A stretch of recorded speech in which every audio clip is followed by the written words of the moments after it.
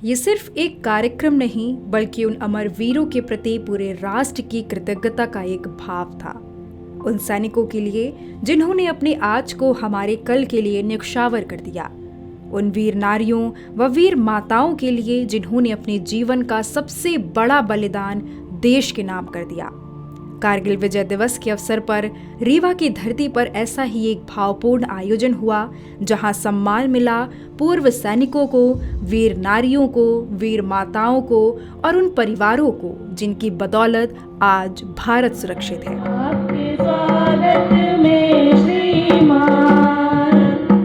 अखिल भारतीय पूर्व सैनिक सेवा परिषद जिला रीवा इकाई द्वारा आयोजित इस 27वां कारगिल विजय दिवस कृष्णा राज कपूर ऑडिटोरियम में गरिमामयी समारोह के रूप में मनाया गया, जहां देशभक्ति, सम्मान और कृतज्ञता का अद्भुत संगम देखने को मिला।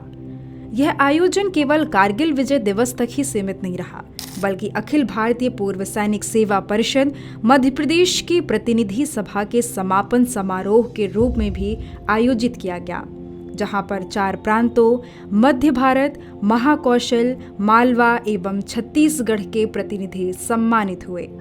कार्यक्रम में बड़ी संख्या में पूर्व सैनिक, सेना के अधिकारी, शहीद परिवार, वीर नारियां, वीर माताएं, सामाजिक संगठनों के प्रतिनिधि, जनप्रतिनिधि एवं नागरिक उपस्थित रहे। मंच पर राष्ट्र सेवा के प्रति समर्पण का भाव स्पष्ट दिखाई दे रहा था और पूरा सभागार भारत माता की जय तथा वंदे मातरम के नारों से गूंज उठा। इस अवसर पर मध्य प्रदेश सरकार के उप मुख्यमंत्री राजेंद्र शुक्ला तथा रीवा सांसद जनार्दन मिश्रा भी मुख्य अतिथि के रूप में उपस्थित रहे। कार्यक्रम की गरिमा को और बढ़ाया अखिल भारतीय पूर्व सैनिक सेवा परिषद के पालक अधिकारी प्रदीप जोशी तथा राष्ट्रीय अध्यक्ष लेफ्टिनेंट जनरल विष्णुकांत चतुर्वेदी ने। इनके अलावा राष्ट्रीय उपाध्यक्ष air vice marshal HP Singh, प्रदेश अध्यक्ष मेजर जनरल तेज प्रताप सिंह रावत, मध्य क्षेत्र के संगठन सचिव सुरेंद्र मिश्रा, प्रदेश संरक्षक व पूर्व विधायक लक्ष्मण तिवारी, ब्रिगेडियर SB सिंह तथा साथ में समाज सेवी व गणमान्य नागरिक भी इस ऐतिहासिक आयोजन के साक्षी बने। कार्यक्रम के मुख्य अतिथि मध्य प्रदेश के उप मुख्यमंत्री राजेंद्र शुक्ला ने कारगिल युद्ध के शहीदों को श्रद्धांजलि अर्पित करते हुए कहा कि कारगिल विजय भारत के साहस, शौर्य और अदम्य संकल्प का प्रतीक है।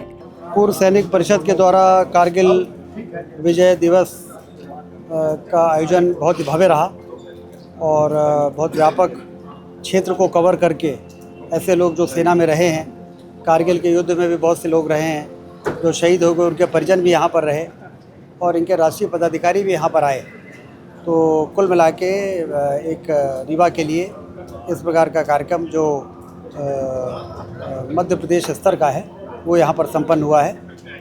मैं भी उनको बधाई देता हूँ कारगिल विजय दिवस के इस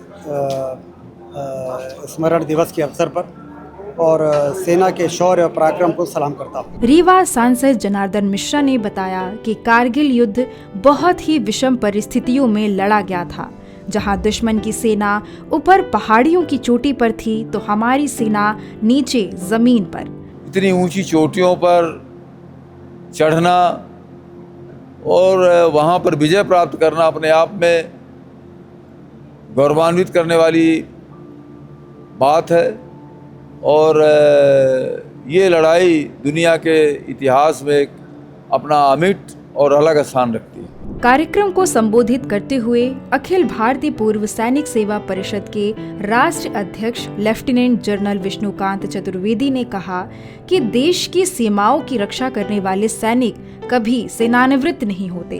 उनका अनुभव और राष्ट्र भक्ति समाज के लिए सदैव प्रेरणा बनी रहती है। ये जो कार्यक्रम हुआ है, रीवा में हुआ है, इसका महत्व ये है कि हम अपनी नेक्स्ट जनरेशन को, अपने युवाओं को एक प्रेरणा दे रहे हैं, उनका मनोबल बढ़ा रहे हैं, उनको ये बता रहे हैं कि भारत में कैसे वीर हैं, शूरवीरों की धरती है ये, और उस पे प्रेरित होकर राष्ट्र के निर्माण में वो अपना योगदान दें। पूर्व सैनिक सेवा संगठन के पालक अधिकारी श्री प्रदीप जोशी ने अपने संबोधन में कहा कि देश की सुरक्षा में अपना जीवन समर्पित करने वाले सैनिकों और उनके परिवारों का सम्मान करना हर नागरिक की जिम्मेदारी है। उन्होंने कहा कि सरकार पूर्व सैनिकों के कल्याण और शहीद परिवारों के सम्मान के लिए लगातार कार्य कर रही है और समाज को भी इस दिशा में आगे आना चाहिए। कार्यक्रम का सबसे भावुक क्षण वह था जब कारगिल सहित विभिन्न युद्धों में शहीद हुए जवानों की 22 वीर नारियों और वीर माताओं को मंच पर सम्मानित किया गया। जैसे ही एक एक कर शहीद परिवार मंच पर पहुंचे, पूरा सभागार खड़े होकर तालियों की गड़गड़ाहट से उनका अभिनंदन करता रहा। इन चेहरों पर गर्व भी था और अपनों को खोने का दर्द भी, लेकिन सबसे ऊपर था राष्ट्र के लिए किए गए सर्वोच्च बलिदान का सम्मान। इसी दौरान जिले के पूर्व सैनिकों को भी उनके अनुकरणीय योगदान के लिए तथा 11 समाज सेविकाओं को भी सम्मानित किया गया। कार्यक्रम की अध्यक्षता करते हुए प्रदेश संरक्षक व पूर्व विधायक लक्ष्मण तिवारी ने जिले में बलिदानियों के लिए स्मारक बनाए जाने की मांग की तथा ऐसे शौर्यपूर्ण कार्यक्रम के लिए शासन की तरफ से पूर्ण सहयोग की अपील भी की। कार्यक्रम का संचालन राष्ट्रीय सचिव सार्जेंट रमेश पांडे ने की तथा सभी सहयोगी एवं उपस्थित जन समुदाय को आभार व्यक्त किया। देश की सीमाओं पर डटे सैनिक हमें सुरक्षित जीवन देते हैं, लेकिन जब वही सैनिक या उनके परिवार समाज के बीच सम्मानित होते हैं, तब वह सम्मान केवल एक व्यक्ति का नहीं बल्कि पूरे राष्ट्र के आत्मसम्मान का होता है।